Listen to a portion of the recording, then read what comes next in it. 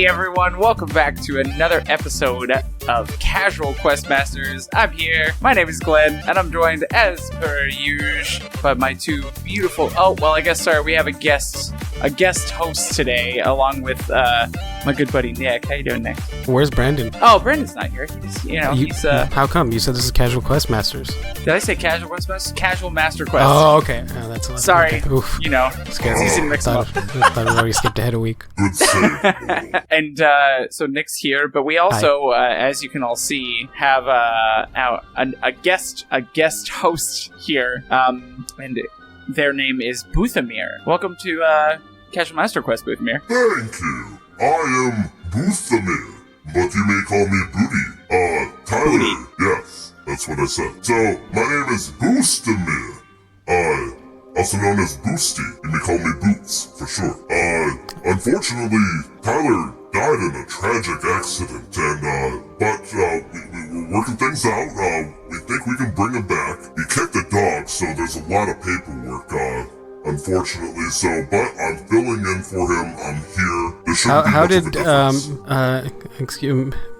Boostemir? How did Tyler kick it? Not the dog. I mean, how did he die? How did he end up with you guys? And then, if you can imagine, this poor mortal went to go get his daily newspaper. Can you believe that? Fuck, he's still getting newspapers in this day and age. And he sees this wild, rabid-looking dog next to his mailbox. And much like the comical scene from Peanuts, where Charlie Brown goes to hunt the football away, soccer ball, whatever you fucks do over in this weird country, he missed. He tried kicking a dog, missed, and went straight into an 18-wheeler. There's, I believe, he missed the dog, went into the road, and then we're still trying to find the different pieces that got dropped off in the zip codes. Wait, are you in the neighborhood where you got hit? Is that where you're at currently? Yes. Reporting live of, Tyler's neighborhood. If you look down there, and you can't see it, cameraman. Oh wait, there's no cameraman. Unfortunately, I can't show you all the viscera. It's terrible looking. Yes. Cool, it's good to have you. Okay. So you're working out a deal with him to bring him back, and you're just taking his place for today, then? Yes, To sum it all up? Yes. I don't know why I'm the focus here, I mean... Because we're all a bunch of humans and you're not? And it's like almost All Hallows Eve. Oh, that's right. I didn't even think of that. That makes total sense. The spirit realm's a little closer than it usually is. Yes. That veil is very, very thin. When the grazing realms of the Nine Hells come closer and closer to the prime material plane, folks like me have a second chance to return. You know what I like to call the prime material plane for short? What? The pimp. Crickets! Usually that at least gets somebody to go, ha, and then we move on. But this is a video game podcast. We always say it at least once because we have to remind ourselves. But before we get into video games, how's everyone doing? My good buddy Nick, how is your week been? How have you been since we last chatted?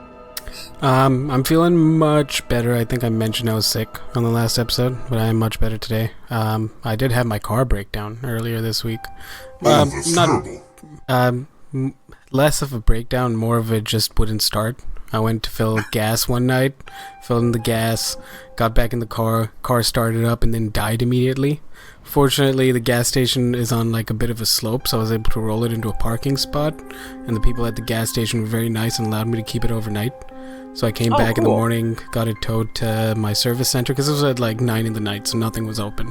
And I didn't want to get it towed to a lot and then bring it back there, like it would just cost it too much. And then we got it on the tow truck, got it to the service center, and as we're offloading it from, like, off the tow truck, it started up. The son of a bitch started up. So the tow truck guy, and also the service people are like, it's probably something to do with the, It's called the evap cylinder, but I'm gonna find out the full name for you guys. It's called the evaporative canister purge solenoid. The solenoid, the starter. Yeah. No, this is. Or is it fuel injection? No, this is by the. I think it's related to the fuel injection. This is by the fuel tank.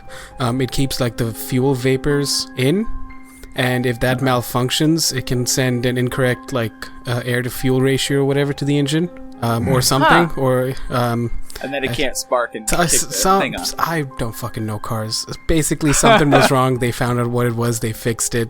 All in all, and I got my baby back, and so we're fine there. Baby, come back. I'm bored of video games, Glenn. Really? Like, just in general? Like, I thought the new Destiny It did, but then I felt sick, out. and then I haven't played for a bit, and I haven't had the motivation to play, not because shit's wrong with Destiny. I mean, there's plenty of shit wrong with Destiny, but I'm just waiting for Pokemon.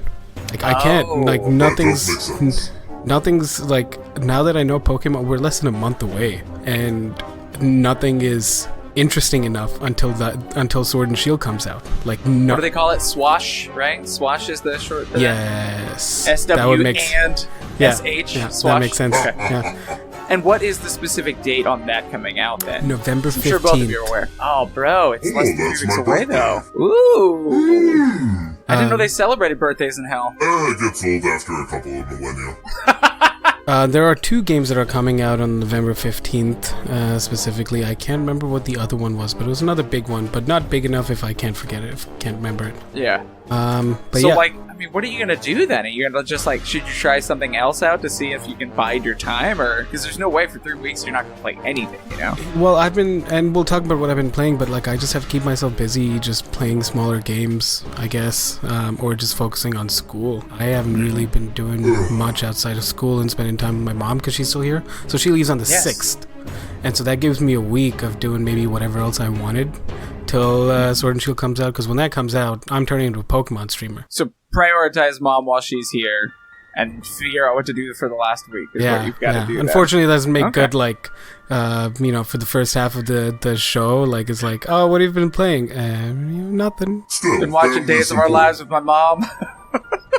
Yeah. But that's just been my week. Yeah. Okay. And what about you? Some name that I can't remember, friend, who is filling in for Tyler. I'm sorry, I didn't write it down, and it was a very interesting name, so I don't remember. You can call me Booty. Booty? Yes. Boogie? Booty. Okay, Booty. Okay, all right, Booty. So you've had some things going on in your life, and obviously you could tell us your whole life story, but that would take a while. So how about you tell us about your week? My week. What a time it's been. I've reaped the souls down to the damn places of the hells. But, actually, let me look here, there's a flashcard I got here from Tyler that he wanted to read out.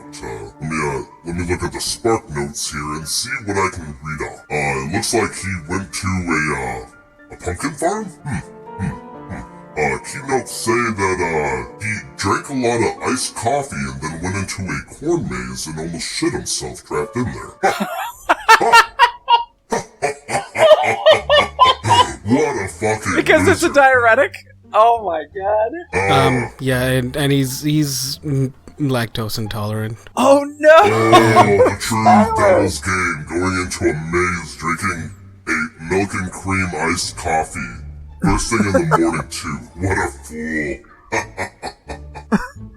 So that sounds like, I mean, but surely he didn't, correct? It doesn't say. Weird. Oh well. Is he nearby? Can he at least give like a thumbs up or a thumbs down? Like, let me, the ambulance is backing up before they take him to the hospital. He's giving, a thumbs up. I don't know what that means. yes, I did, or no, you are correct, I did not. I think we just leave it ambiguous. Just decide for yourself whether or not Tyler pooped himself. He's showing clean boxers, even though he's, like, in different pieces. They're showing the boxers and they're, in fact, clean. No poop. Yeah, back to you, Joe. What else happened in his week? I know there's probably more than just the pumpkin patch, right? Well, there was a time where he actually talked to one of my, comrades. You see, he apparently dropped his vape rig inside of the truck, and it caused a motherboard error to happen. And basically, he broke his vape rig. It was terrible, and, we declined the deal because it seemed a little ludicrous. He tried selling his soul to get another vape rig immediately, but he, I guess, instead went online and ordered the exact same model of the vape rig he had before.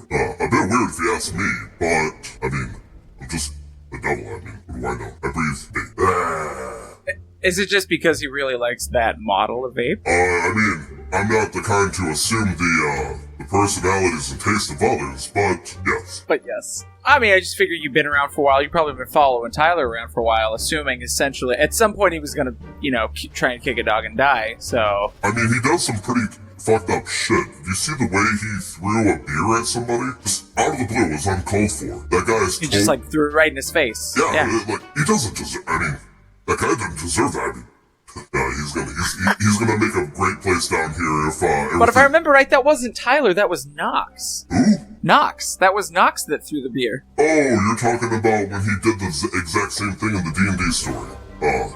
Oh, he's done that in real life. No, confidentiality agreement. So, he also apparently was gonna make it into a Halloween party after this very stream. But, unless he's gonna go as a bag of 18 different pieces of human flesh, I'm not sure how he's gonna make it. What if that's the costume? What was he gonna be before that? Sorry. You no, just that's fine. cut in anytime you want. I'm pretty sure he was just gonna wear a Halloween pumpkin t-shirt because he didn't have enough time. Well, now he has a costume. Good news. He's just a bunch of different pieces. Yes. I was just saying that now he's got a costume. He's just a bunch of different pieces. Just sew himself up like that and just send him out. You just go as Coraline, or not Coraline. What's that amazing Tim Burton film about Corpse Bride? Yeah. You can just be Corpse Groom or something. Good call. We're actually a big fan of that movie down below. It's a good one. In fact, we're a pretty big fan of almost all of the Tim Burton films, even the Batman ones. Wow. Oh, they're not bad.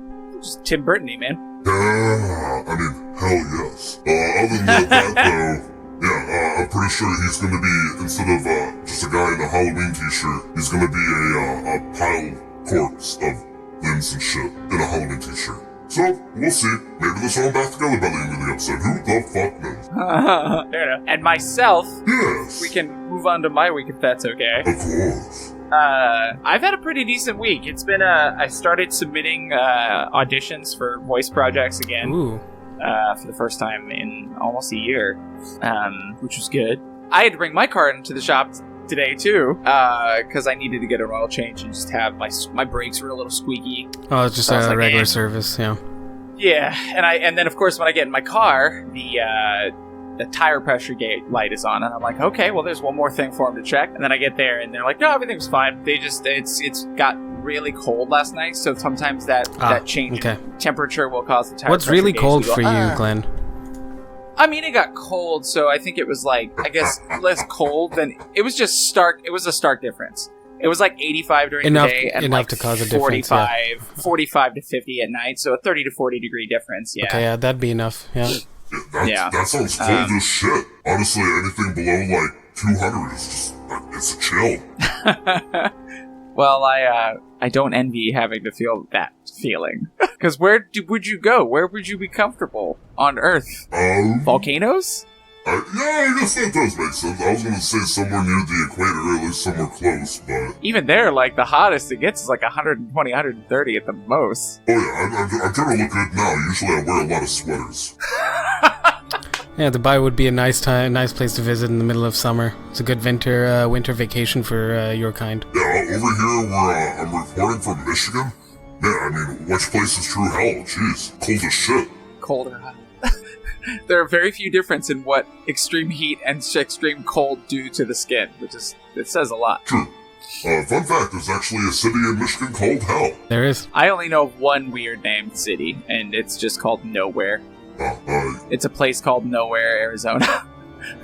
I mean, isn't every city in Arizona nowhere? Hey, I was born in Arizona.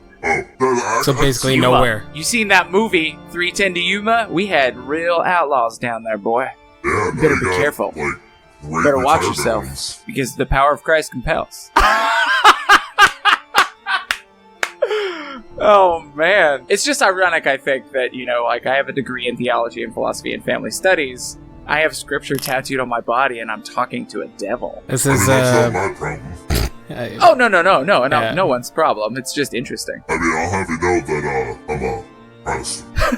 As in you're protesting religion? Well, okay, I'm not gonna get religious here, because this is a video game podcast. Oh, yeah. Oh, my last thing. I apologize. We might have gotten I found a car for my wife, so she doesn't have to drive a car that has probably well over 300,000 miles on it and a broken odometer. 300,000 miles? Oh yeah. When I brought it. It's a 1999 Buick Regal. My parents got it in '99. 300,000 miles, Glenn? You gotta remember, I got it when it had 260,000 on it. Okay. Okay, let me explain to you, because we work in kilometers, right? My car is at 111,000 right now, which translates to roughly like 70,000 miles.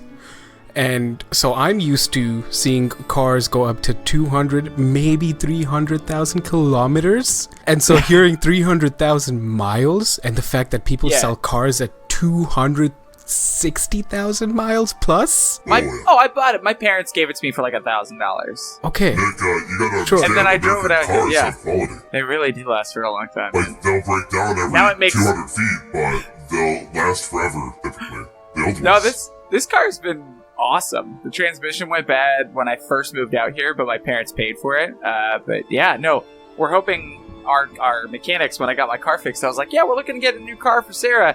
And he was like, the guy who was there is the son of the owner. And he was like, oh, my dad just bought this off one of our customers, and we just redid the top half of the engine. It's got a new casing on some part of it. I don't know cars either, Nick. So he said something car language, and I was like, awesome. And it's like a 2014 VW Tiguan, Tiguan. Okay, a Tiguan. Yeah, so nice. Yeah, and I told him our budget, and he was like, it'll probably be less than that. And I was like, what?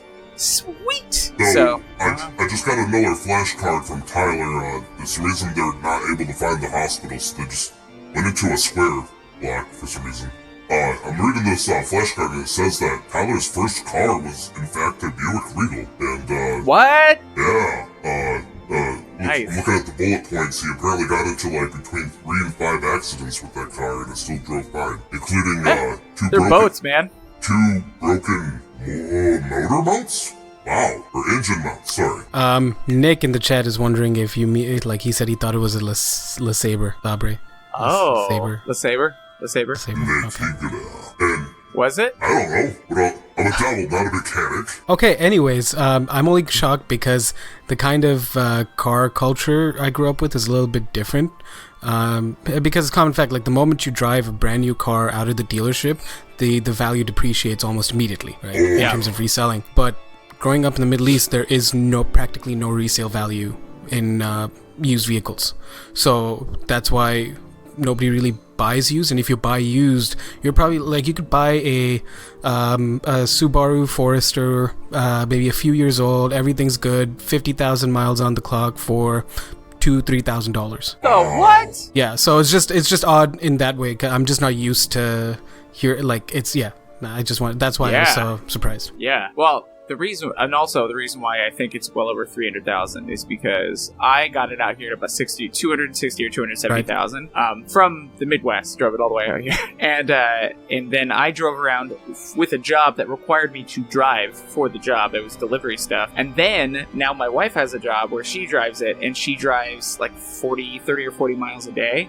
Or 40 or 50. It's 25 miles there and back. And she's been there for almost a year and a half, 2 years. So 5 days a week at 50 miles a day, 250 miles a week. Like and then the odometer died at like 275, but it's digital. So to replace it would be an actual total loss on the car because of its low value.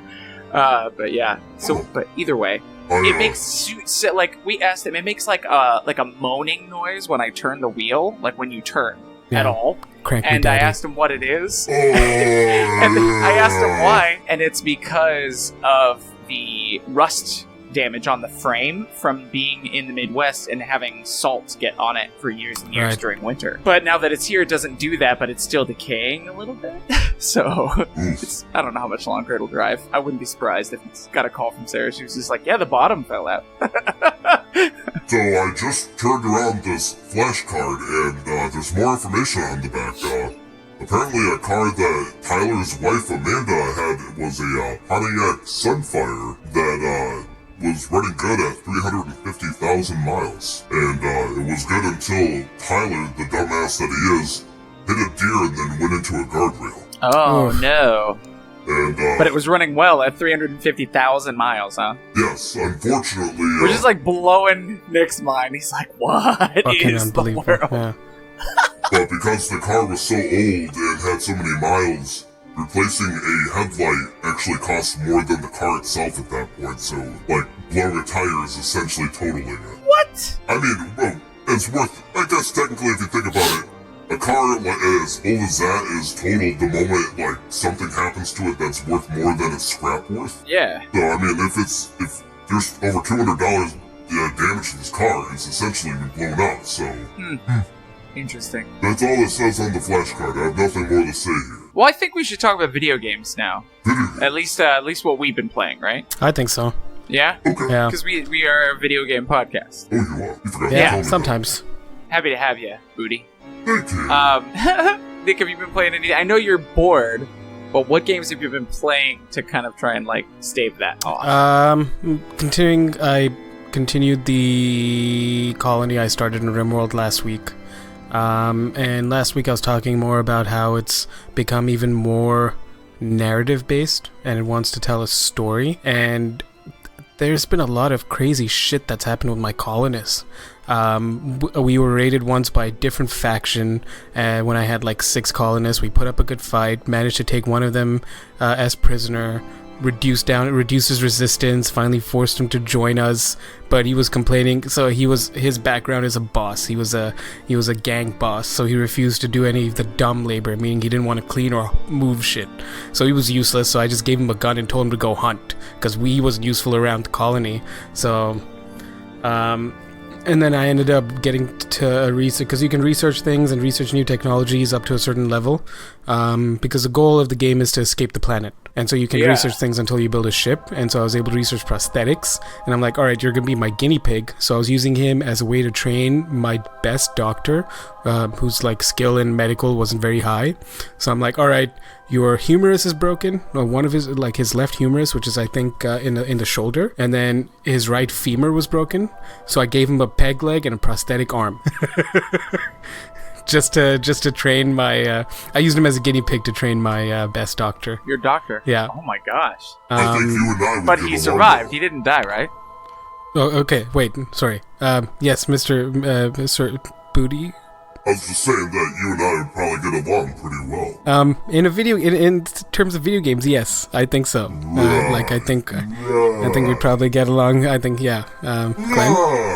Right. He was okay, right? Oh yeah. Fortunately, he was fine. Maybe. Fortunately, He pulled through. Yeah, somehow. It was sad. Good.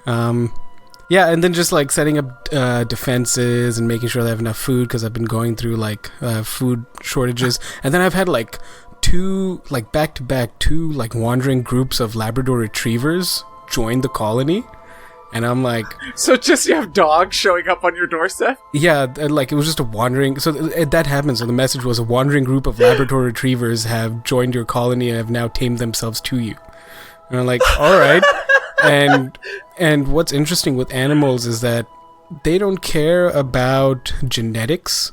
So if the one male and one female fuck and they're kids, as soon as, and if they have a daughter, as soon as the daughter's of age, the dad has no problem just going like, hey, Whap, whap, what's up? whap. And so A young tail. and so I was also taming a bunch of animals. I was taming like chinchillas on this map. In the biome I picked, I was in the temperate forest, so I had chinchillas and alpacas, and so I was just taming them, and I even had monkeys tamed. But then my food consumption was so high because of my animals, I had to like kill off the monkeys and the alpacas and the chinchillas.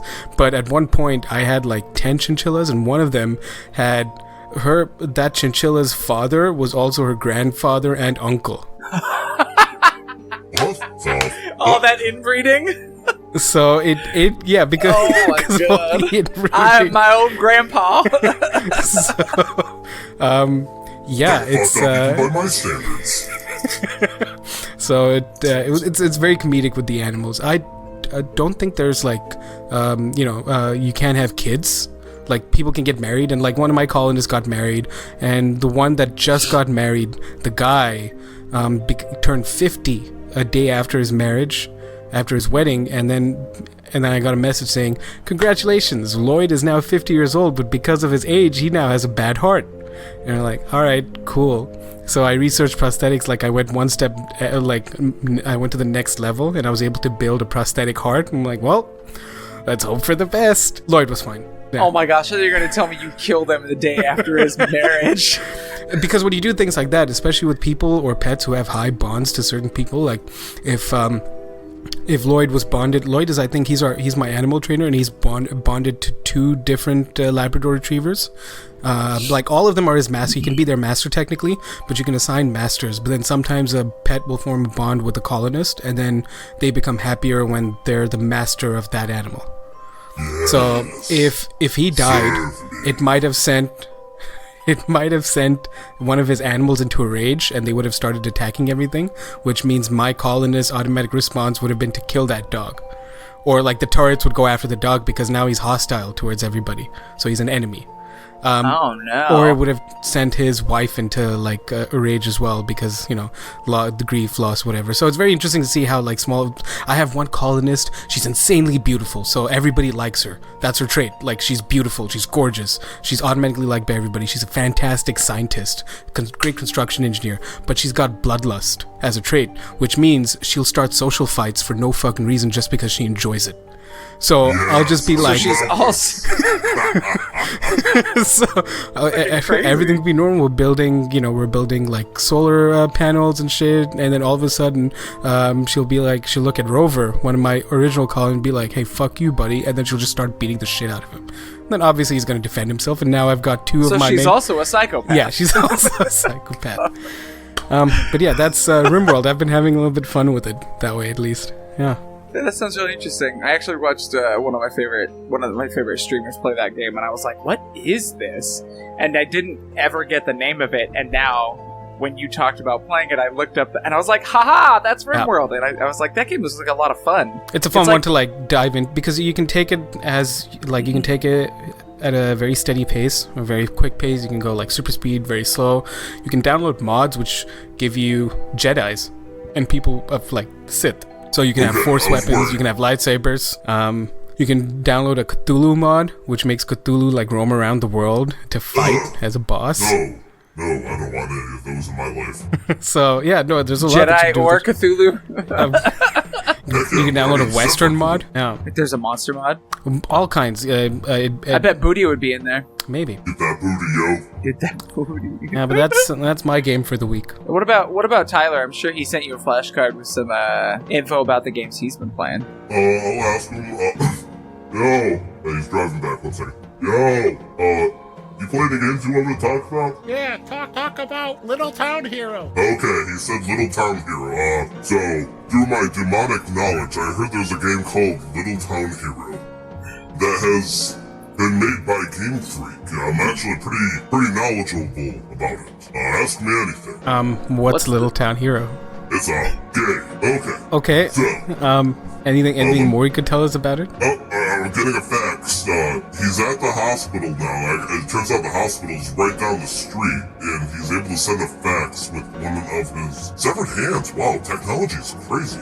Anyways, so Little Town Hero, as he quotes here, seems to be an amazing achievement by Game Freak and a clear breakaway from the Pokemon franchise, but it doesn't leave the style of it behind. There's little quirks here and there that seem to be clearly noticeable that you would expect in a Pokemon game, but is immediately disliked in any other game. But, let's see, Little Town Hero is about a game where you're just, like, this little squat kid in this town that's isolated from the entire world, which is apparently surrounded by war and chaos. But, since this town is in a valley, and surrounded by mountains on all sides, it's been able to escape the horrors of outside life, and for decades, it seems, has been pretty peaceful. But there is a castle in the side of the mountain that leads to the outside, and apparently this kid always dreamed of getting out. But that never happens, because this is Little Town Hero, not Little Town Hero goes out to the big city. And, let's see, I don't want to get too crazy into, like, the spoilers about it because, obviously, like, it's, when you think of it, it's supposed to be a turn-based RPG with, unique battle mechanics that I've really never have seen before. Nor Tyler, of course. Of course. Sorry, I'm new. Anyways, so, he says that the story is absolute, there's a smudge here, dog shit? Yes, yeah, it says dog shit here. Absolute dog shit. Common human, thing.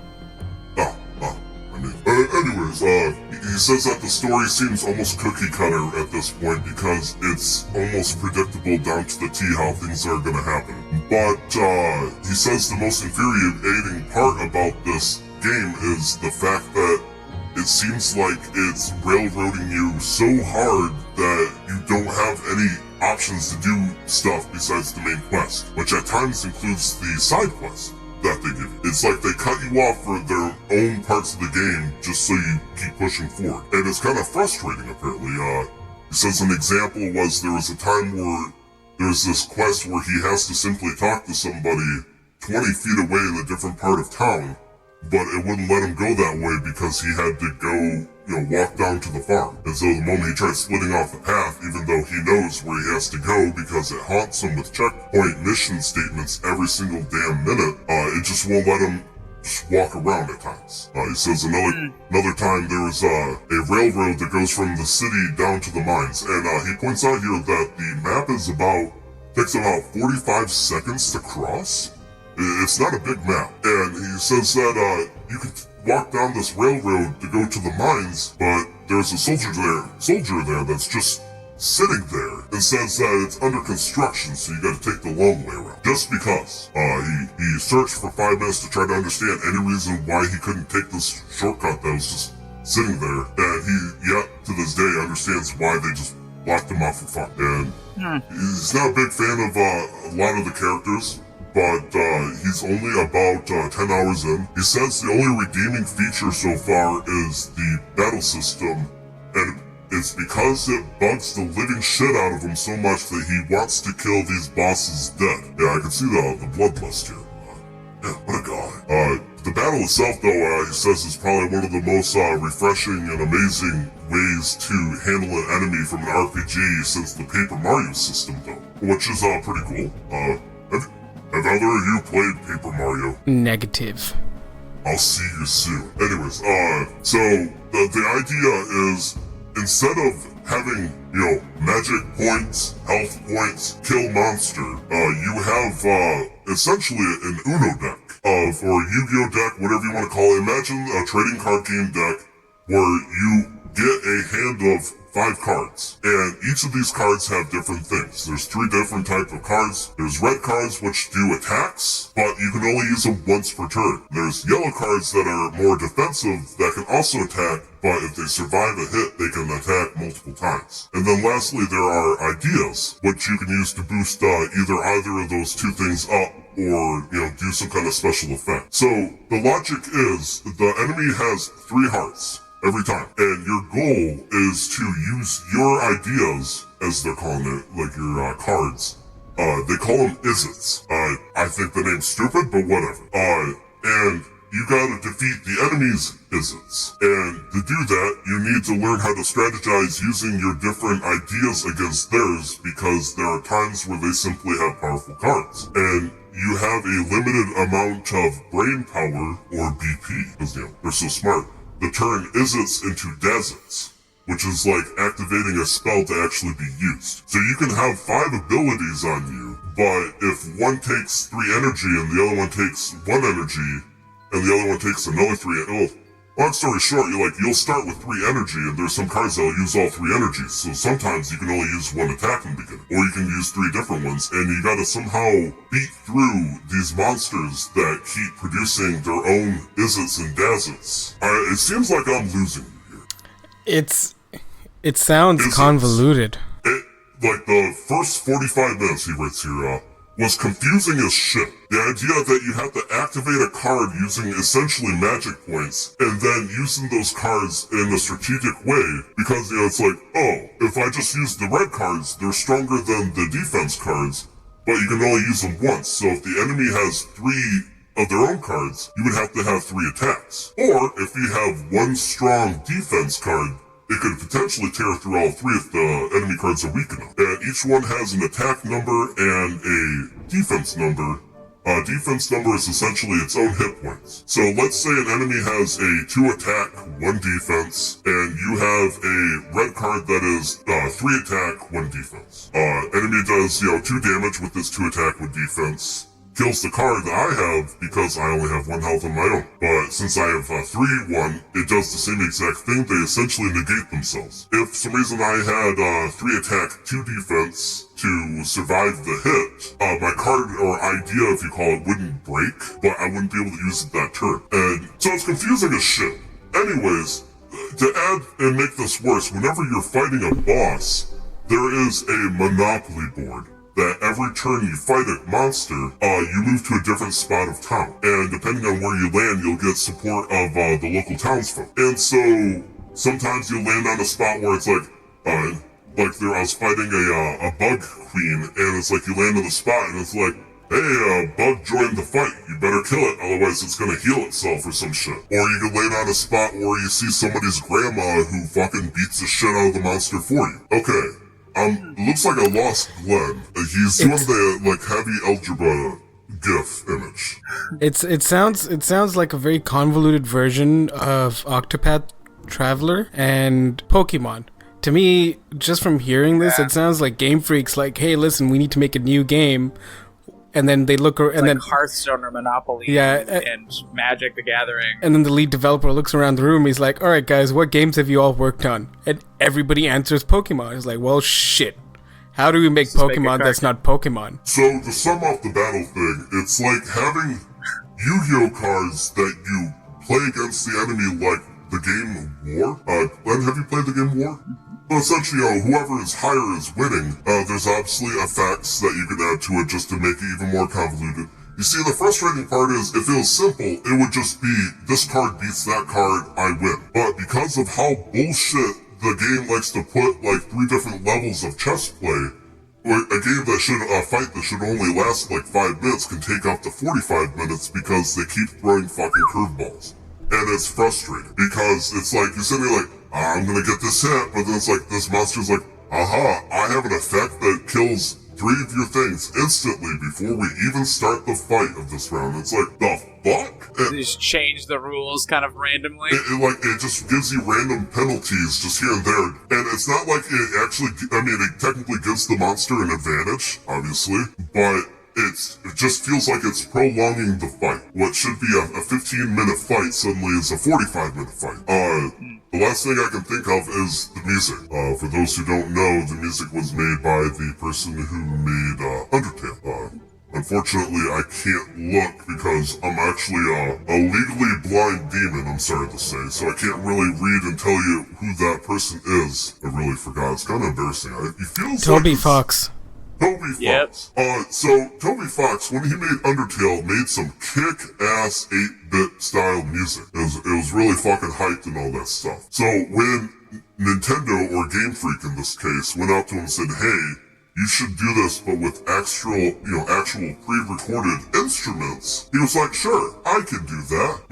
I believe that Mr. Fox may have taken on a challenge that is a little too big for him, but it's not necessarily his fault. The big thing is, if you can imagine, there's an overworld music track. 3 minutes long, it's cute, it's funny, it's a bit dynamic, but when you're on the overworld map for 45 minutes and you hear the same jingle play for 45 minutes, it gets old. Right. Before we carry on, Mr. Demon, I don't know if you have access to our Twitch chat, but we have people in here who would like you to say hi, and they wanted to let you know that they're saying hi. Yes. Let me put my reading glasses on. Let me squint a little. Let's see. Ju-Jo-Yo-One. It looks like you are gonna be a friend of ours. While I can't speak for this casual Master Quest bullshit, I think you'll find yourself in good company. Now, what do you say to your critics when, Ju-Jo-Yo-One, he just claimed that you look very fake? The fuck, you say? Maybe it's because, and you know, you probably shouldn't take offense at this. Us mere mortals aren't just used to seeing, people of your kind, and so it might be jarring initially. I would like to make a confession. Okay. Do you see the spikes over my eyebrows? Yes. I'm not proud of this, but they're fake. I see. Anything that'll help you get an edge, right? Especially probably in your line of work, so I can understand why. I mean, when you speak of spikes, I'd like to say that it helps me get to the point rather than give me an edge, but sure, yes. Helps you get to the point. That was a good joke. I feel like you've picked up on Earth humor a little bit. Oh, thank you. You see, cats actually, they've apparently tried making deals like this, putting spikes in the head like this, because they don't like being pet the wrong way. So if they could have spikes that allow humans to pet the proper direction as, well, I was going to say as God intended it, but I mean, I suddenly feel a little colder out here. Jeez. So how are you communicating with us right now?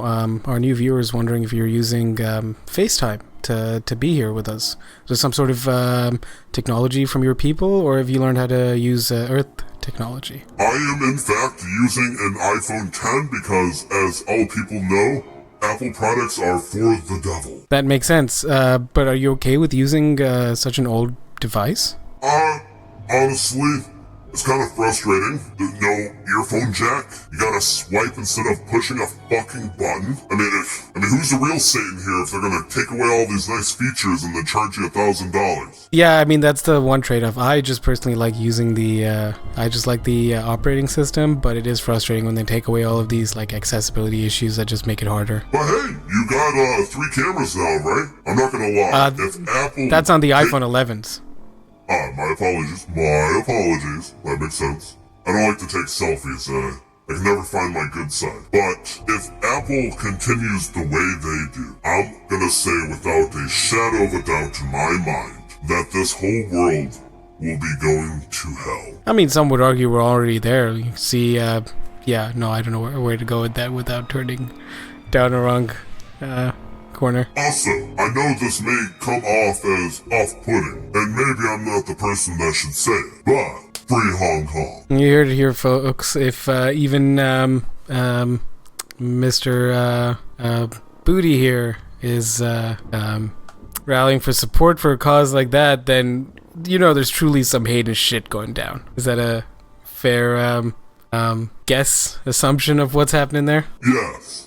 So I just noticed, did you lose one of your, podcast friends? What's going on here? Yes, Glenn has had to deal with something and he said he'll be right back and it was an emergency, so, which is why we broke down this little, mini interview of, now this is actually making a little bit more sense. Maybe he too had the iced coffee that imbecile Tyler took before he went into the corn maze. Yeah, maybe. Yeah, the difference being that, as you said, and it's not a word I would use, but it's a very strong word. But yeah, no, it was a little bit idiotic to drink some coffee early in the morning right before going into a maze.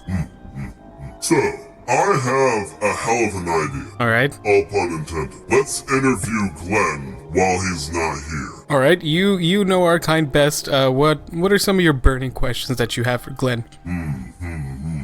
This one's been hitting me like them Totino rolls that have been sitting there for almost 2 days. Acidity on those things. I actually don't have any. Okay, so we'll get back to Glenn when he gets back. As far as I know, Glenn's just been playing some WoW. I've received a message from a source stating that we could carry on. So Glenn penned this question, and we're going to put a little bit of a Halloween twist on this, and let's see if he makes it back in time to answer it. Now, and this would be interesting to hear it from your perspective, so we don't have to worry about Tyler too much here. In fact, we'll let Tyler worry about his life, right? And let's let him worry about living. He's like 2 steps away from going to hell. Why would we care what he wants? Let's let him focus on being okay. If you could have now, when we think about superpowers, or rather, when we think about Halloween, people like to dress up as spooky, scary things that we mortals, Earthlings, perceive as scary or spooky, but also people like to do fun things like dress up as superheroes. Now, instead of merely dressing up, if you could choose maybe let's say a Halloween related superpower or like a spooky related superhero, do you have any ideas of who you'd like to be? Or like what kind of power you'd like to have? So you're asking me, an abomination that came from the depths of hell, if I could have a costume and or superpower idea to present during the night of Halloween, what it would be. Correct. I would probably dress up as a dentist. A dentist. Interesting. Why a dentist? This seems like a fun job, you know? You ask questions and you get to ask them anything you want, but then they go, la la la la la la la. That, and also you're inflicting pain and getting charged for it without doing anything sexual. Yeah, it's weird because it's like they want the pain to fix the pain, but then they want drugs to make them not feel the pain. It's like, just pick one, damn it, I'll rip the damn thing out. We are a very confusing species, I will admit. As for a superpower, if I could, I wish I could sing any song perfect on the first try. That's one hell of a superpower. Can you imagine being able to perfectly win any karaoke tournament without fail? That would be scary almost. Imagine going to like American what was it? American Idol? Yeah, that's what it was called. American Idol or The Voice or any of those shows, and then just like nailing the audition, and then you just have to pick a different song every time. You don't have to worry about working with whoever the fuck, Jay-Z, who comes into Mentor or whoever else, and you just like belt it out, and there you go, and the world's all yours, and you have all the money. I like this idea. So, while we wait for what's-his-fuck to not die. Yeah, I was, sorry, I was just dealing with, chat. When we think of Halloween, we think of, like, superheroes. I think one of the standard, like, superheroes that comes to mind would probably be, like, Ghost Rider. I'm calling. A guy like you should wear a warning. It's dangerous. I'm falling. And There's no escape. I can't wait. I need a hit. Baby, get me in. You're dangerous. I'm loving it. Okay, so as I was saying, Too high, can't come down. Losing my head, sitting round and round. Do you feel me now? Okay, I'm done. okay. I think one of the classic superheroes that comes to mind is probably Ghost Rider. What's more like anti-hero than being a hero with a flaming skull for a head? Does that make sense? Do you know who I'm talking about? He might be a good friend of yours, actually. I mean, I like to think that he doesn't really come visit that much, unfortunately. Oh, that's sad. He must be busy dealing with all the bad guys. Or good guys for you, bad guys to us. Nick, just what is a bad guy? What is evil? That's a deep question. It's a question I don't think I'm equipped to answer. A theology for mortals to control the urges of others. Break the system, Nick, and join me. No, I'm good. Okay. I heard a noise. I heard a noise too. I wonder what that was. It wasn't on my end. So if you heard it and I heard it... Does that mean I should stop playing the karaoke to Britney Spears' Toxic? That would be nice. You should probably not. We'd like to keep the recording going. I mean, it went pretty well for the stream. Everybody else seemed to enjoy it. That's true. Welcome back, Glenn. How are you feeling? Hello. Better. Yeah, okay. Feeling better. All right. So I heard the Britney Spears karaoke a little bit. Oh, did you? Yeah. Joy. That was pretty good. Thank you. Are you sure you don't have that superpower already, Booty? I have a hell of a voice, but one day I would like to nail everything. To, like, nail it to the ground? I was gonna say, if you say to the cross, that'd be kinda on the nose, or technically on every limb, but this is Halloween, not Christmas. This is Halloween. Easter. It's Halloween. Yeah, so, Did you, Glenn, what about... You got yours, right, Nick? Yeah, I was... What was yours? I was just saying, and then we got sidetracked, that the standard, like, kind of what you think about is Ghost Rider. Mm-hmm. Flaming skull for a head, but he's still kind of a hero. And then you think about other, like, superheroes that are kind of spooky. Batman, Daredevil. Yeah. Right? Those are the only two I can villains, think. like Scarecrow. One of the best, like, Dr. Doom. Who? Okay, did you say what if Batman had a superpower? Yes. I think he just turned into a bat, honestly. If he had a superpower, what he would choose? I I guarantee you it'd be time travel. He would choose time travel because then he could go back and stop the deaths of his parents, which is what made him the No, but then Batman. he wouldn't be able to fight the people that are doing bad things, which he's Well, not wouldn't he? realized. So if he did that, Maybe then he he wouldn't just become wants the to stop. Batman. He would cease to exist, and then bad things would still continue happening. Maybe. Well, I was just gonna say, I feel like this is just me as a devil coming from the bowels of hell, but it feels like if Batman already had a superpower, it would be the ability to naturally inspire fear. Ooh. I think he's a very, very intelligent person. He's a jack of all trades. Martial artist, intelligent. He's an inventor, and he's rich as hell, which some people would say is kind of a superpower if you can maintain it. I think he'd want to be even more capable of dealing with Superman, because I think a big part of him revolves around dealing with Superman in case Superman ever decides, fuck you guys, I'm gonna just do what I want. Because like the same way that Tony Stark has like the Hulkbuster armor to deal with Hulk, and then like the Thor armor to deal with Thor. So I think he's just prepared to just deal with bad things, and I think he'd prefer to have something that'll help him deal with it. Anyways, I don't know what my superpower would be. I think it'd be something like being able to like teleport. But like as I teleport, it'd be like a flurry of like ravens or some shit, something spooky. And then you would just Raven. If you'd like to talk after the podcast and you want to make a deal, maybe we can iron something out. No, I'm good. Yeah. Yeah, the Pact of the Fiend is pretty nasty. Mm-hmm. There's I only like a few to consider drawbacks. myself more of an entrepreneur, but if you want to call me a fiend, so be it. I mean, it's your creature type. Or humanoids. Now or you fiend. suddenly understand everything that I am. Aren't you the judgmental type? Because I decide what fiends do. I'm the dungeon master. I'm the deity of the deities. Yeah. Then what about your This fuck over superpower? here. My superpower is something that I've thought of for a really long time, because you have this conversation, or at least something similar to it, with your friends all the time. It's like, oh man, what would you do if you could do anything? Even if it's in the realm of impossibility or Right. fantasy, that sort of thing. I would want to, and it's weird, I would want to always be right. I mean, it sounds more often than not you always practice that superpower anyways. But what do I know? I don't want to, but I want to be right in reality. I'm always correct. So you could speak things into reality. So like you go up to the bank and then you go up to the teller and it's like, I'd like to withdraw $500 from my bank account, but sir, you only have like 3 cents. Are you sure? Check again. then I I go, have "Yes, I do." $500, and then $500 Yeah. pops up. Yeah, no, it's kind of like It exists. the power to manipulate probability. Yeah. Right. So It's like Domino. yeah, Domino does like, that. oh, I'm gonna wake up with Yeah. $1 million in my apartment tomorrow, and you can make that 100% true. Like a probability of that happening. I'm going to it's like teleportation or invisible. Nobody can see me. I'm always correct. So nobody can see me now. I am invisible.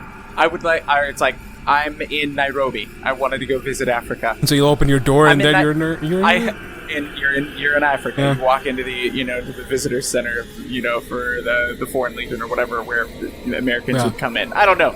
I've never been outside of the U.S., but yeah. So I think that would be kind of something that could be really, really cool, but also provide some very interesting counters. Like people would try and get you to say things that would actually be hurtful for you in the long run. Unless you could just say nobody knows about my power. Yeah, exactly. Right? There it is. It's a cure-all, man. Do you feel like there would be some kind of limitation or drawback to give it a more mortal feel, or do you think that I think it would be that all powerful? it's just I think it can be whatever. It can be as clever as the person that has it. The drawback is a human's hubris. Like, what is their strongest vice? Is it greed?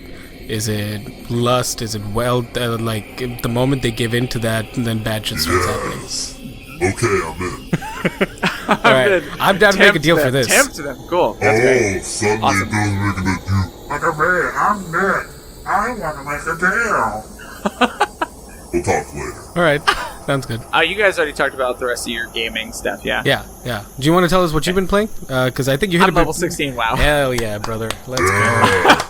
Woo! So I did. I've now done Strathhome Undead and Live Side, Nice. and Blackrock Depths. I've almost got my Onyxia attunement done, Nice. so I can go fight her. and now I've got to do Upper and Lower Blackrock Spire and Dire Mall East, North, South, and West. Oh, is that all? No, man. And then Molten Core and Onyxia. Okay. All these crazy And then the things. next stuff that comes out soon.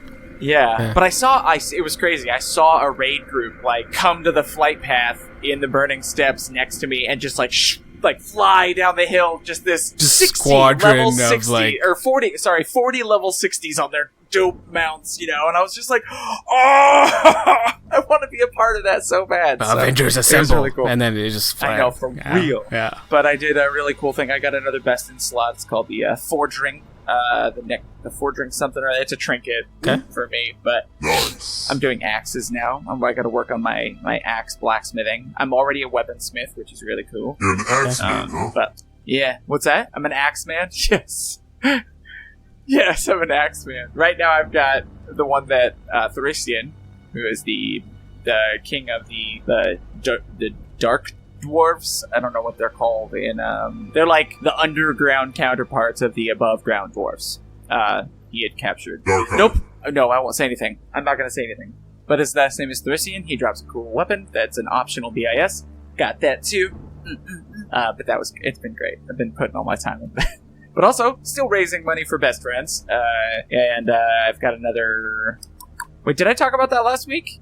Through the animal shelter charity? Yeah. Best friends. Okay, yeah. So I've got another 5 days from today. So if this is coming out on Monday, then there will only be 3 days until the end of my campaign. But we're up to 25 out of the $100 I'm trying to raise, which I know isn't a lot. But it's something, and whatever I get from it will go towards them. It's not like, if we don't meet the goal, then I keep the money. No, I just figured that's feasible. That sounds like a good plan. But yeah, so that's going good. I'm excited about that. I'm hoping we can get there. But either way, every cent counts to help the animals. So that's what. So that's neat. Cool. Gaming this week. So so now we're gonna move on to the topic of the show, and this was chosen by Tyler, and I'm excited because it's a Pokemon topic. About time that fuck did something right. So Game Freak recently did an interview with Polygon, or was it Game Freak, or let's see here. Looks like a staff member. Yeah, Junichi Masuda and director Shigeru Omori. They said it took about close to 1,000 people to make the up and coming games Pokemon Sword and Shield, but they wanted to be specific. It wasn't 1,000 developers; it was 1,000 people, including PR, marketing, just overall close to 1,000. But yeah, there's an interview, and Mr. Booty, do you by any chance have any notes regarding this interview that Tyler might have left you? Oh wow, I just ripped this flashcard in half, and inside was another flashcard. What were the chances? Oh my gosh. Wow, this guy is pretty crafty. Anyways, he's prepared.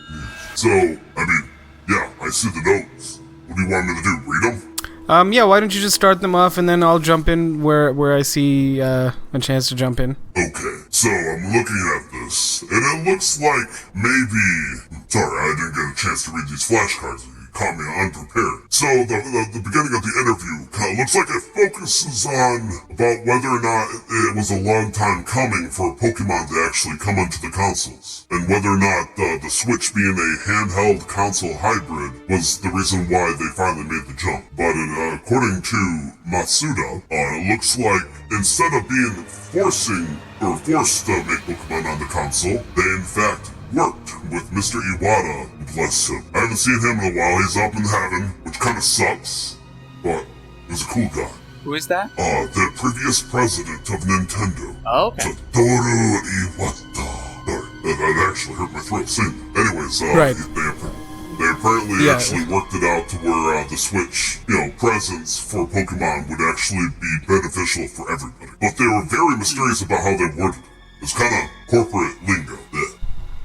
Right. At one point, Junichi Masuda does say that, and this is verbatim from the article from Polygon. Thank you, Polygon. If the Switch had come out as a traditional console and then at the same time they had released a separate portable device, I think it would probably be safe to say that we would have developed on the portable device. So it seems like as much as they were working with Nintendo on the Switch and talking about the Switch's future and what they want to do, because like Pokemon is one of those iconic franchises that so I would imagine whenever they're developing a new console, they want to keep in mind the iconic franchises, the flagstones, so that each of them have a chance to shine on whatever new device they put out. And so Pokemon has to be handheld in some way or the other. I don't think there's any way around it. I think that's just the legacy of it.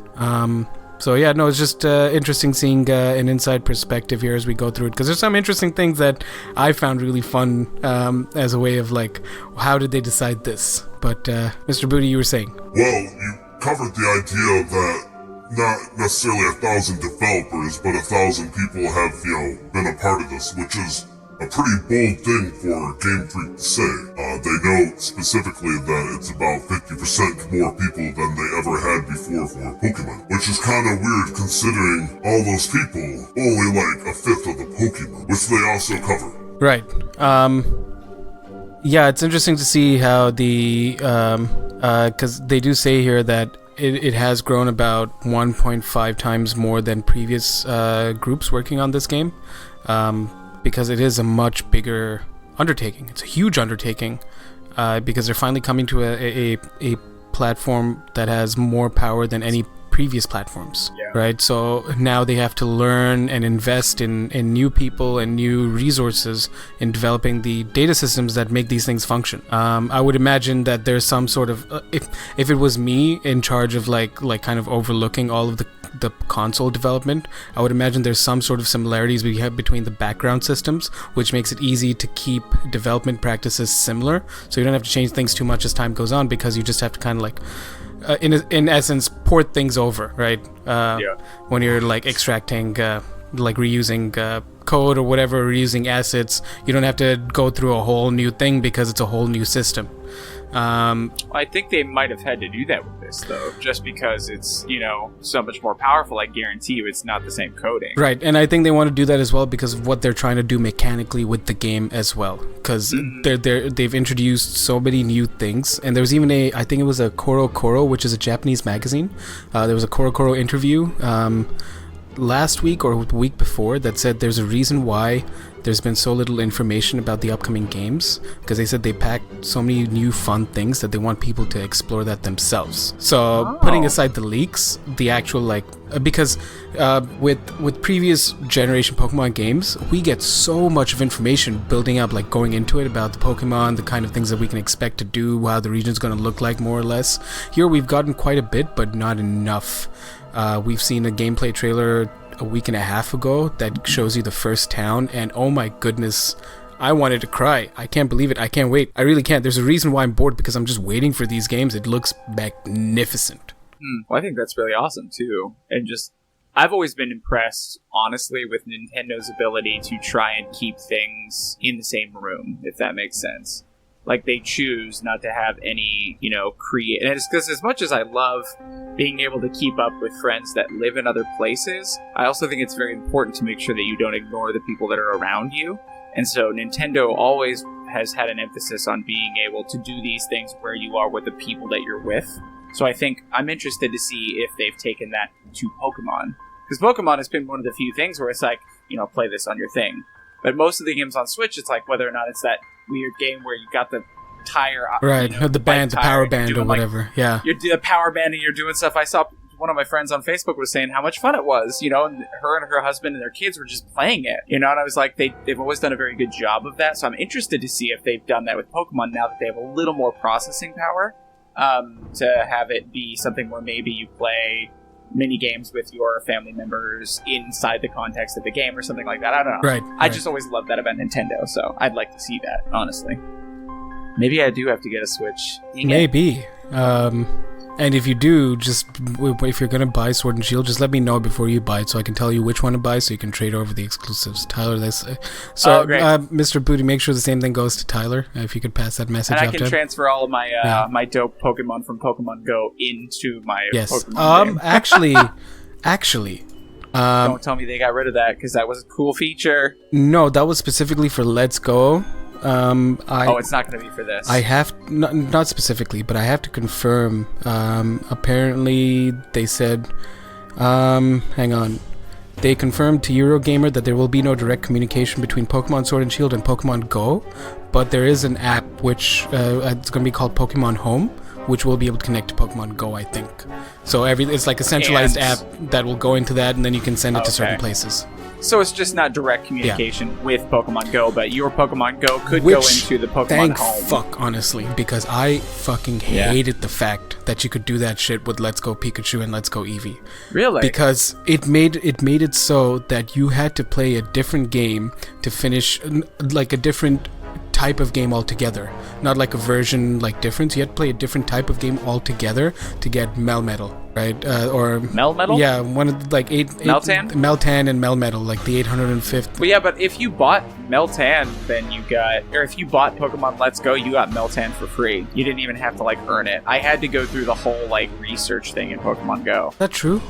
My buddy bought Let's Go Eevee, and he got Meltan for free, and I was like, I hate you, because I have to find an Aerodactyl, which is one of the most rare Pokemon in Pokemon Go, and it took I don't know, forever. I hated that because I'm okay with version exclusives. I'm okay with event exclusives, like having event distributions for certain legendaries. That makes sense because you just get a code, make sure you're in the area, and then you plug that code in, great, bada bing, bada boom, you got the Pokemon, you just trade with a friend, or you go onto the global trade station, but then you can't do that and Let's Go to get the Meltan and the Melmetal. So now hopefully it's going to be there in the Gallard Pokédex, and then I'll be able to get it normally, and I'll be able to complete my Pokédex legitimately, and then I'll be happy again once I do that. Yeah. That'll be cool. I do like that though. They're encouraging people by not releasing the sim amount of information to get them to explore. Because that's like a lost thing, you know. More often than not, people like expect to be guided. They're not just given a world and told to go. Right, and we talked about that with when Tyler was playing. What was it? Link's Awakening. I can't remember the exact. Mr. Booty, would you happen to remember what the remaster game was? Was it Link's Awakening? Yes, of course. Link's Awakening that came out 11 days ago. 13 for those listening to the podcast coming out. Why I would know that is beyond anybody's idea. No, that's fine. You've been hanging out with Tyler, like, in the shadows, just watching him work and stuff. Yeah, just make sure that, honestly, he's done a lot of weird stuff, but that whole trying to kick the dog thing, that was the final thing right there. Yeah, so with Link's Awakening, we were talking about how, because Tyler had already played the game previously, because it was a remastered game, he kind of knew what to do and where to go, but there's not enough like in-game guides that makes it more challenging. But then it's also one of those things where exploration is lost, as you mentioned, and we're just kind of expected things to be handed to us. So it's hard finding a balance like that. Couple of things I wanted to touch on. I think maybe a month ago, 2 months ago, they announced Sirfetch'd D, which is the evolution for Farfetch'd D, except now he's a full-on knight. Farfetch'd D? Sorry, I'm reading it. I say it like I read it. Farfetch'd and Sirfetch'd.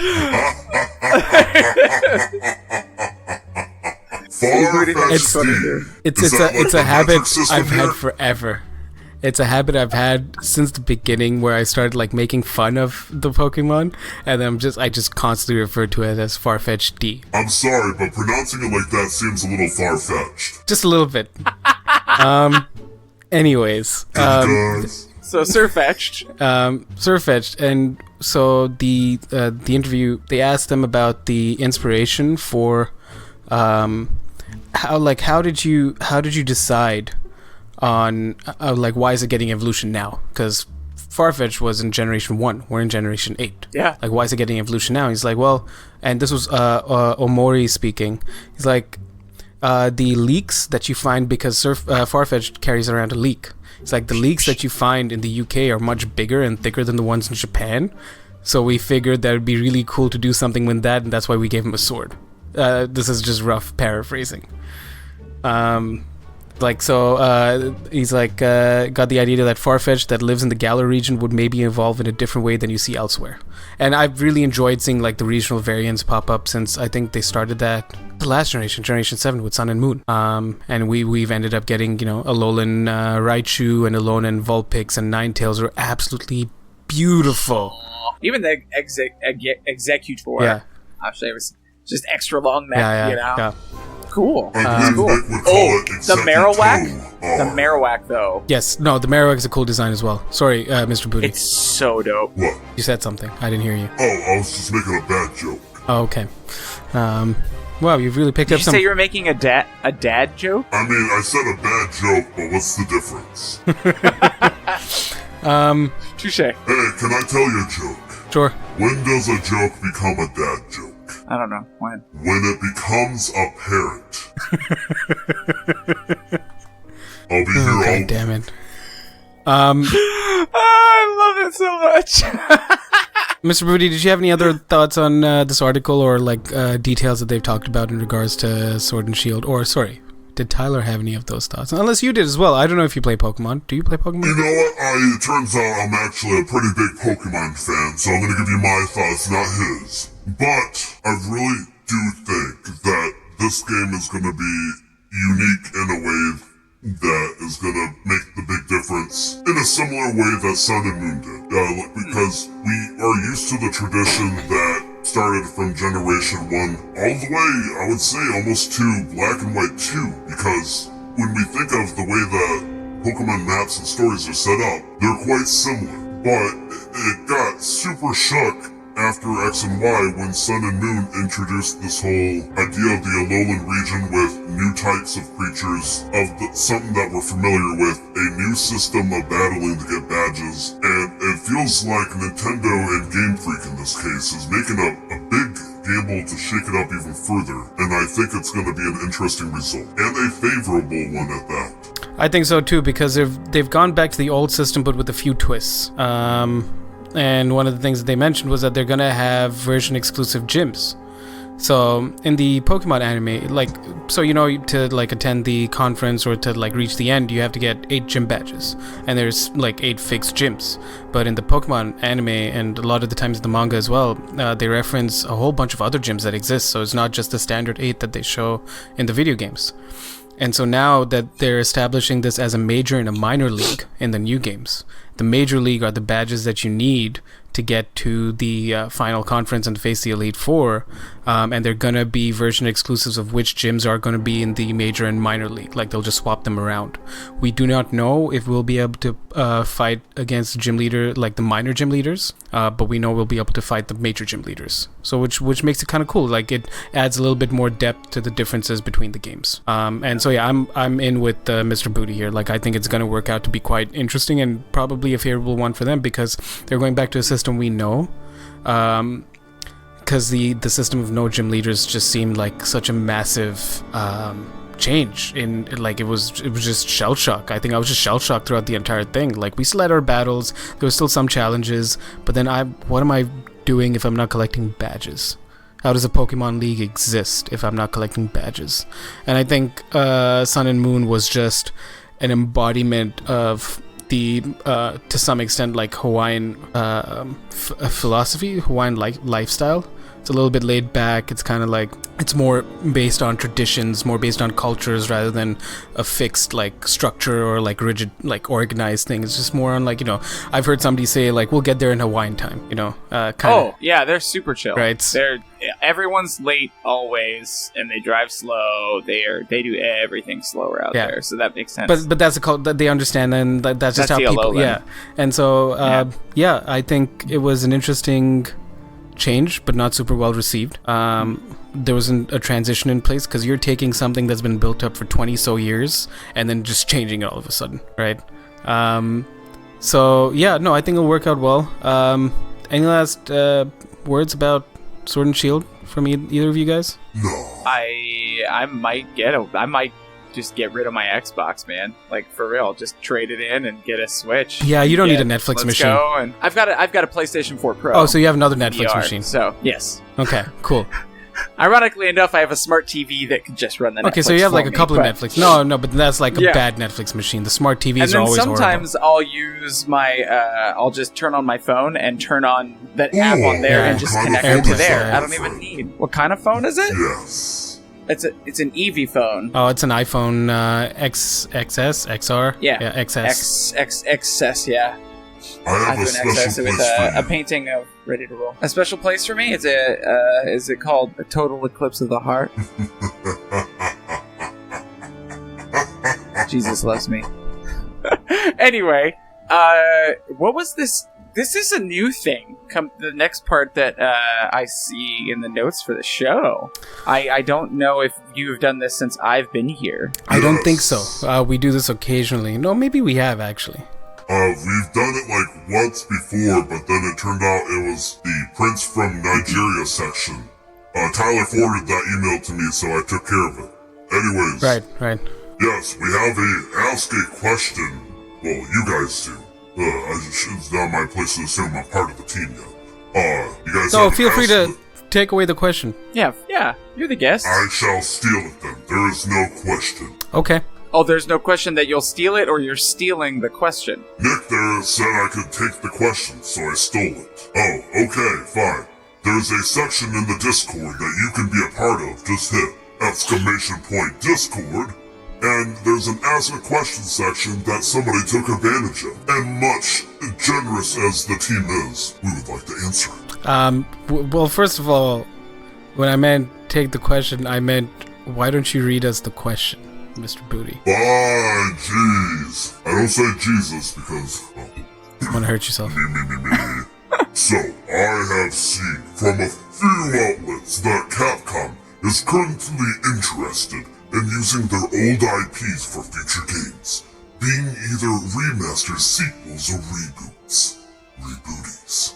I am writing to ask the question, which IP would be on y'all's fuckface with this wish list? Personally, the one I would sell my left nut for is Okami. Only thing, I have that game for every PlayStation console it was released on, and played the hell out of Okami Den, sequel on DS. I look forward to hearing if any of you have some obscure choices. So are we talking about... Sorry. Nick Truax. Thank you, Nick, for asking that question. Here, in the Casual Master Quest podcast, we shall answer. So, this is old Capcom IPs, correct? That's a rough one. I don't think I've played... I mean, I probably have played quite a few Capcom games, but not realized it. Yeah. Probably... I'm just looking at a list right now. I just pulled it up. Probably some of the older Mega Man games. Are we talking, Mega Man or Mega Man X? Now, that's a good question because I'm only familiar with Mega Man X. I'm not saying it's a bad thing, I was just curious. Yeah, Mega Man X or Dino Crisis. I remember playing Dino Crisis 2 and hating it because it was so scary and difficult to beat, but I enjoyed it. I don't think I've heard of Dino Crisis. Think of like basically Jurassic Park, but Japanese. So like, Truax? Survival horror, yeah. It's just an action adventure. You just have to survive. Like the first few missions are starting off surviving a T-Rex. I couldn't think. Yeah, and Nick in the chat also confirmed like Turok, which I've never heard of, if I'm being completely honest. That's a shame. I like that. Yeah. What about yourself, Mr. Booty, with Capcom games? When I think of a Capcom game, the first one that comes to mind that I would love to see either a remake or a reboot, or even a sequel, I'm not picky, would be the game known as Asura's Wrath for the PlayStation 3. Ashura's Wrath? Yes. I assume none of you have Asura's heard Wrath. of the game Asura's Wrath. I have heard of it, actually, but it's been a while since I've heard of it. Looks like it's a fighting game. It's technically imagine the same style of God of War, where you're just going around and beating the shit out of stuff. And if you get fucked up, then you just press a button a lot of times and then you turn into a bigger form. Sounds about right. I'm not doing it justice. It's a fucking great game. Right, and then it looks like it's based on the demigod Asura, who is also is a deity in Hinduism. So that's really cool. Really? I didn't know that. Yeah. So I'm trying to think of any other games that would have been in my field of interest, but when I think of Capcom published games, the big one that I would want them to make more of, or otherwise, do a reboot of, currently exists to this day and age, and that is Ace Attorney. Yes, as a devil from hell, I love when I see the bad guys get their executions. Right, it means more toys for you to play with. Hell yeah. And the last idea I could think of is I'm kind of embarrassed to admit this, but the Disney's Magical Quest series starring Mickey Mouse for the Super Nintendo and then the GameCube. It's been a while since I released one of those games, and it's such a cute little game. Honestly, anytime I hear Mickey Mouse, it just makes me smile. Hey man, we all have our vices. For a person like yourself, Mickey Mouse is your vice. I love that fucking mouse. I'm good to know that Mickey Mouse is probably not going to hell. Can't say the same thing about Walt Disney, but Glenn, what about you? What's your Capcom IP? I was struggling to kind of find anything because I didn't play Mega Man really that much growing up, but I didn't realize that both Dragon's Dogma and Monster Hunter are Capcom. Mm-hmm. I think those are great games, but obviously they don't need reboots or anything. So I looked through the list and I was I don't recognize. I mean, either I know these games or they've gotten consistent, releases sequels and stuff, or I have no idea what they are. Of course I know what the Devil May Cry series is, stuff like that. But the one on there that I saw that I was like, man, I love that game, and I never saw another one after it, was Power Stone on the Sega Dreamcast. It was kind of like a 3D sort of off to the semi. 3/4 up behind in the third person. So it was kind of like a revolutionary sort of fighting game, but you were playing in a 3-dimensional environment rather than just this 2D side-scrolling thing, which even some of the more modern Street Fighter and Marvel vs. Capcom and those games, they don't really delve into anything past 2D and jumping up and down and backward and forward. But this game did. And it did it in an interesting way, and it was a lot of fun. I really liked the Dreamcast. That's one of the consoles that I was really sad that it didn't get more successful IPs, because I think it could have been really cool, and it was a good console. It was a lot of fun. So yeah, Power Stone is the one for me. Power Stone... So an obscure title for sure. No, that's cool. Power Stone came out as re-release it got ported to the PSP in 2006. Power Stone originally came out in 1999, and there was in fact a sequel to Power Stone 2 that came out in 2000 that was also ported to the PSP in 2006. But that was the end of Power Stone. Seems like it. Yeah, it's been 19 years since that last release, so I think that would be really cool. It had interesting characters, a story that wasn't that bad. Maybe it was just the way that the Dreamcast presented it, but it was the best graphics I had ever seen at that point. And right around the turn of the millennium. If Capcom wanted to make a deal with Nintendo once, and they've done it quite a bit in the past, I wouldn't be against them making either another Zelda game or maybe bringing back some porting. Capcom, when you think of Capcom, they're usually the publisher, but in their deal with Nintendo, they've made multiple Zelda games for handhelds before, including Oracle of Ages and Oracle of Seasons, as well as the Minish Cap. Both great Legend of Zelda games. All of them great. Cool. I guess not everybody has to be a Zelda fan. I respect that. It's fine. Oh, that's cool. That was a good... I just wish Zelda had a better weapon, Zelda's weapons aren't very cool. I wish he had better, cooler stuff. The harp and the rapier is actually top-notch. Have you never fought with a rapier before? Or are you one of those... I didn't catch it. Oh, I let it dodge. Because my AC is too high for your bullshit jokes. No, I was just messing around. I think Zelda's dope. It's dope. I almost got a Switch just to play that. Are you calling the Princess of Hyrule a narcotic? She can partake in whatever she wants. I'm not going to judge her. Yes, but calling her dope just seems a little below the belt. Well, if you understood vernacular, then you would understand. Think living for millennia, you would understand how language changes. You would think, but then he is not from our world. Yeah, but he's been observing it for a long time, supposedly. Yeah. Maybe his intelligence score isn't just a little too low. Maybe mostly watching people touch themselves. I don't know what people of this kind get up to. Maybe they're just big into voyeurism. I don't know. I plead the hell equivalent of the fifth. I see. So based on that, we're just gonna move into the game releases right here, and I'm gonna cover them. We've got quite a few actually coming out this week, but a lot of them are remakes and remasters and ports. Except the first one. So a lot of the more than half of these come out on the 29th of October. So starting from the top, After Party. 29th of October, PS4, Xbox One, PC, and Nintendo Switch. After Party is this it's kind of like a visual novel. It's an adventure-based visual novel, but it's not a Japanese game, which is strange. But basically, you go on an adventure to outdrink Satan, and that's more than I want to get into it. Yeah. Yeah. So that comes out October 29th. That Tyler couldn't drink on the podcast, but you bet your ass I could take down my own fireball. All right, but you're not Satan, are you? So. You're right. Satan is kind of like a great uncle from a completely different realm. Right, but he's like the big boss around there. So basically, you're his bitch. So, anyways, the next game coming out is Asmodeus, Lord of the Nine Hells.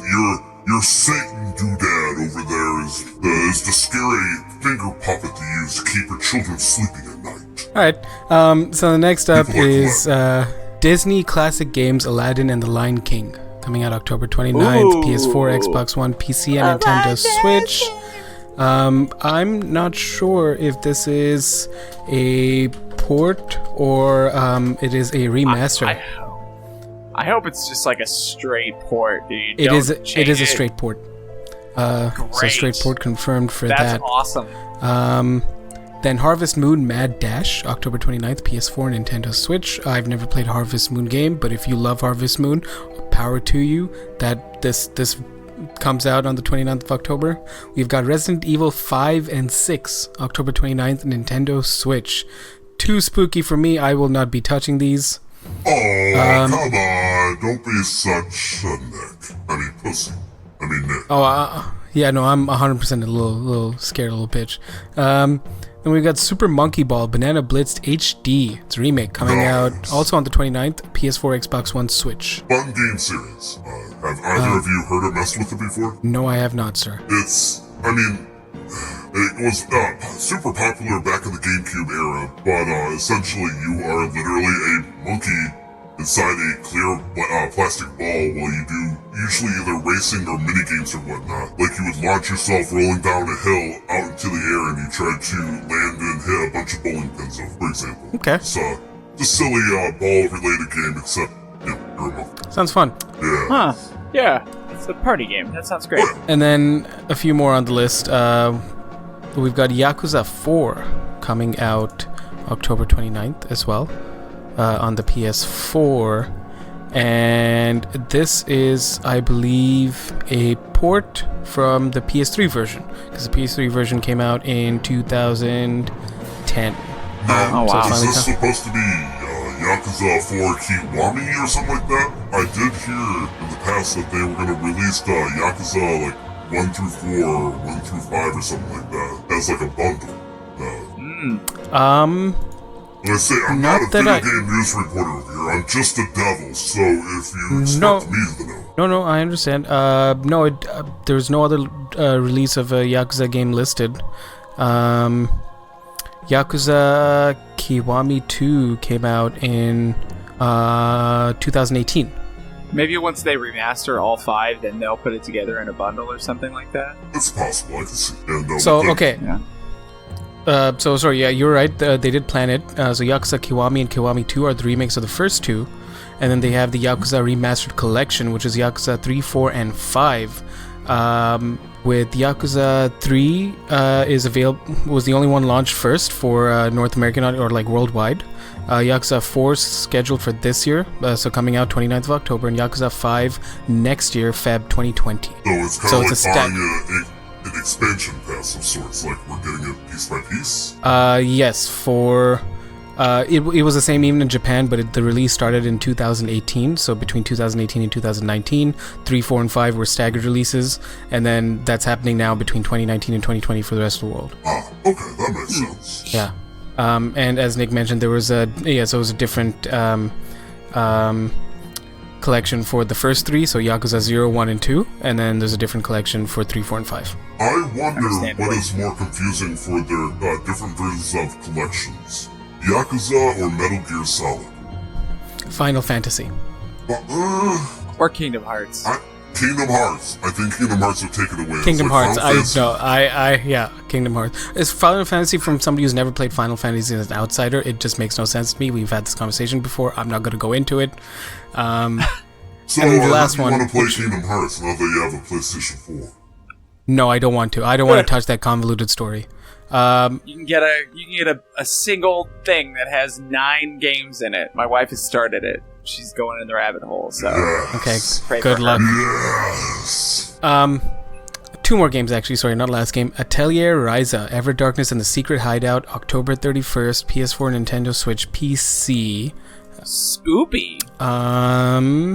This is it's not a staggered release between Japan and the States. I think the first launch was on the 26th of September, so I think this is just a worldwide release now. So yeah, it is a RPG. It looks like it. Standard JRPG. Atelier is a series kind of like Tales series. It's your standard like bi-yearly, not every 2 years they'll release a JRPG game that has similar mechanics but different story. Right. And then finally on the list, we're finally here. Luigi's Mansion 3, October 31st, Nintendo Switch. What and I know fuck? one of us is very excited. Wait, who? Oh. Is that no Ryan? Sorry. Well, I think Tyler's a big fan of this IP, isn't he? I think so. I think he's very excited for this release. It's a shame that he's not here to share his thoughts. So moving on to this day in gaming. But if he's gonna die and go to hell, how's he gonna play Luigi's Mansion 3? Well, it'll be there with him because it's a Luigi-based game, not a Mario game. Yeah, so obviously deserves a place in hell. I just received an update. Let me check. It looks like... Oh, this changes everything. It looks like when Tyler went out to get his newspaper, he saw the dog and then he saw the truck. He wasn't trying to kick the dog, he was trying to save the dog. And in saving the dog, he blew up into multiple pieces of himself. And it looks like, thanks to the power of U.S. medicine, he's gonna be about $14 million in debt, but otherwise it looks like he's gonna be okay. $14 million? That seems a little light. Yeah, my school debt's like 40. He's coming back. Give me a second here. Booty out. Uh-oh. Please stand by. So it sounds like Booty is leaving, and maybe Tyler is returning. Hey, guys. Oh my gosh, you're alive. Yeah, oh my god. I was seriously worried. I thought I was going to lose everything, but they attached it. Like, you can't even tell the difference. Nice. So what did I miss? Power of Christ compels. Nothing. We're just on This Day in Gaming, actually, and it's going to be for October 28th. And we're gonna just start off from the top. But before that, actually, Tyler, I'll give you one chance to express your interest for Luigi's Mansion 3. Oh shit! Luigi's Mansion 3. It's coming out. That's cool. You're here, so you can play it. It's coming out on Halloween. Yeah, I'm excited. I can't wait to give that a shot. Nice, cool. So first game on this list is Titanfall 2. That came out in 2016, and this is a very special game for me because honestly, Respawn was bought out by EA, and EA I think is sinister, and they don't deserve anything good coming their way. And what they did with Titanfall 2 was release it so close to the latest Battlefield game that year that it completely tanked the sales of Titanfall 2, one of the best shooter games in the last 5 years, in my opinion. The gameplay is so good. I don't understand how... It was supposed to be an amazing IP, and it just kind of... It still is. Yeah. It just didn't perform the sales because of EA, and because of Apex Legends. You're gonna say EA is the sole reason why it tanks so poorly? 100%, yes. It's weird because Glenn is the cynical one, and he likes to take sides here. I'm not used to having Glenn take my side when I say, I don't know, I feel like if it was that good, most games, even if they have their critics or bad management or whatever, are still beloved by people, and that one was just pretty widely meh, you know? No. Now, I know the first one was much better. No, actually, absolutely, it was the but- other way around. Critics praised Titanfall 2 over Titanfall 1. It had a better campaign, and it had better gunplay than Titanfall 1. Titanfall 2 was a fantastic game. All around, super, well praised. Really? Yeah. I guess the people that I'm close to did not feel that way. Well, they it was played a lot it of and were like, people. it was just meh. I did not own People can't be wrong, absolutely. a system. I actually didn't it come out for PC as well? Yes, it did. I do play it on the PC You get still. it for free for a while, I think. I honestly, I'm not even trying to give you. Well, I'm giving you the usual. I don't know about the game, so I'm giving you shit. Like I'm pretty much pretending I'm Glenn. Yeah, so Titanfall 2 came out October 28, 2016. Battlefield 1 came out October 1st, 2016. These are two IPs owned by EA. Oh, sorry, October 21st, a week before Titanfall 2. Why, when you own two fantastic franchises, would you put their release dates so close together? You think they intentionally tanked 100%. a good money-making game? Why? Because they didn't want Respawn to succeed. Look at what they did with Visceral Games. Well, yeah, but that's if they bought the IP, then that's just them losing money for They were themselves. partnered at the time. They didn't actually own Respawn Games. Like they would get some profits, but they weren't gonna get all of them. No, so- so now I remember. Sorry, my tinfoil hat's a Go little ahead. rusty. Because they were partnered, they wanted to tank it so that they could buy them out. That just feels like, Really scummy shit that EA does, yes. I don't know, like shooting yourself in the foot so you can buy that shitty foot. Like, now you're gonna buy the company that, it's like, ha ha ha, you guys suck, now we're gonna buy you. Now what have they done with it since? That's the Apex question. Legends. Because if they... I was gonna say Apex Legends? Yeah. Meh. Another FTP crap shooter? And I guess I'm sorry, I just switched can't over get to behind Nick any of again. them. It's like There we go. No, I don't think that these battle royale shooters have much of a future. Oh no, I don't unless- think so I don't either. know. Like Apex is a good fun Okay. game, but it Yeah. is a game that fits into the model of EA with the microtransactions and stuff. Yeah. I mean, yeah, I don't want to. I just hate what happened to Titanfall 2. I think that's truly what Yeah. happened to it. But it came out 2016. Let me just double check. PS4, Xbox One, and PC. I will say that's unfortunate because the first one coming out on only Xbox. Yes. I heard really good things about it. My friends made me really jealous that I didn't have an Xbox. Then it came out on 2, and I just didn't hear the same raves from them. Right. So I assumed that it just was kind of a late. So I apologize for not being educated about that, and I'm sorry that they did that to a game that you love so much. Fallout 3. Next on the list, 2008, PS3, Xbox 360, PC. Never played the Fallout series, Fire. but yeah, I can't say too much about Fallout because Bethesda Really? is doing some truly, truly stupid things with Fallout 76 right now. yeah, but Fallout 3 was still a pretty good classic.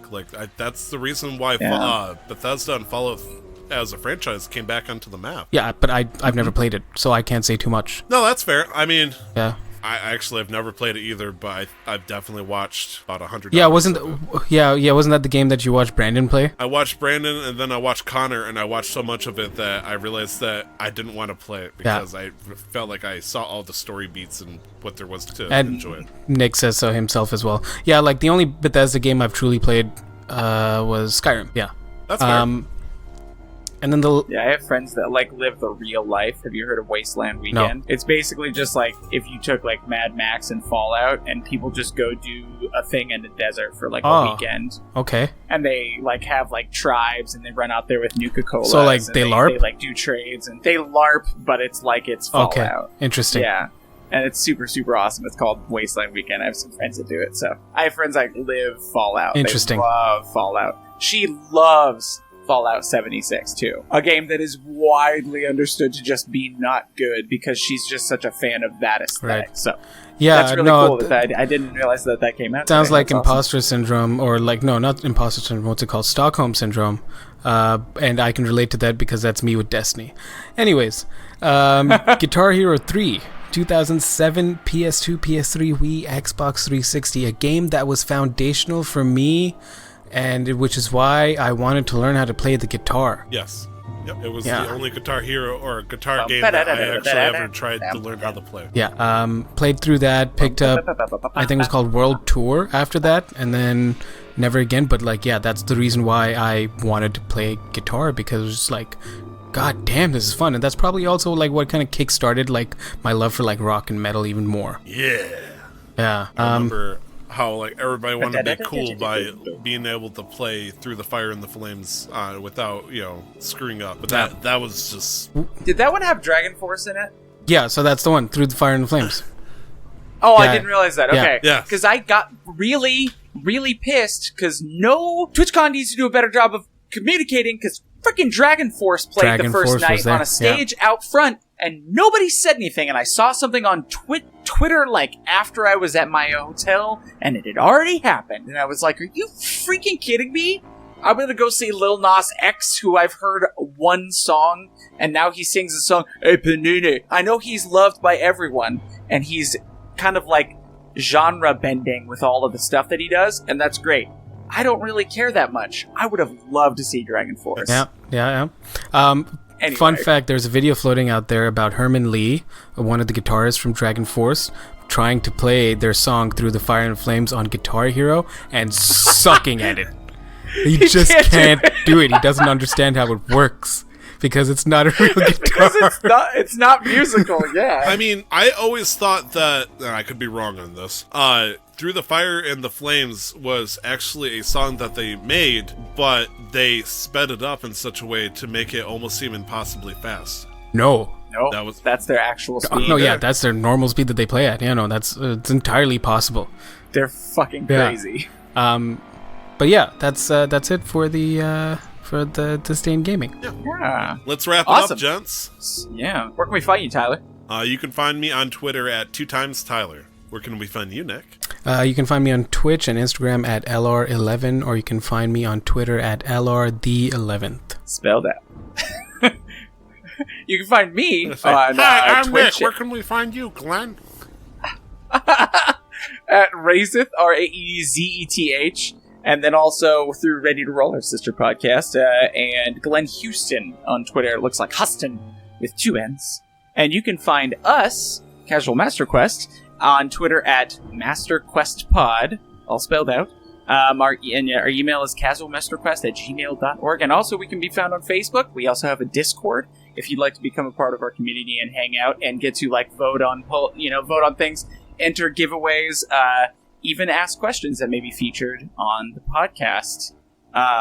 Any other things that we want to throw out there before we finish her out? I might have missed it. Did we mention Casual Quest Masters? Did we? Okay, so We did. okay, cool. Just wanted. That was my fault.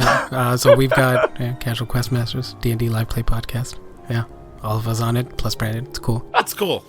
He can be found on Twitter at Zigzuzgun. Which I don't think he still followed me back on. Oh my gosh. Yes, that is the D&D campaign that Glenn claims he is the DM on, which is why he thinks he has absolute control over stuff here, which is a little questionable.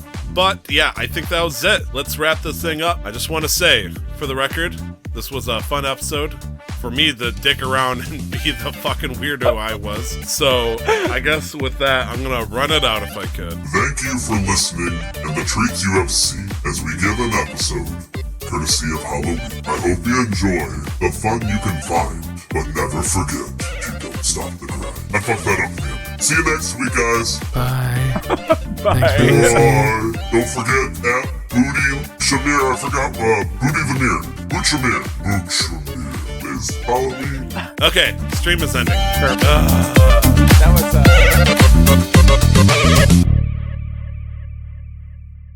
The music played during this session is under Creative Commons license by Kevin MacLeod and can be found in Computiq.com. The following songs were used: Moonlight Hall, Classic Horror 1, Not As It Seems, Classic Horror 2, Sneaky Snitch, Alchemist's Tower, Classic Horror 3, Toccata and Fugue in D minor, Arcadia, Darkest Child, Final Count, Serpentine Trek, Come Play With Me, The Path of the Goblin King, Gagul, Dark Walk, Waltz of the Carnies, Controlled Chaos, and Rattle Eater. Licensed under Creative Commons, by Attribution 3.0. creativecommons.org web link, creativecommons.org/licenses/by/3.0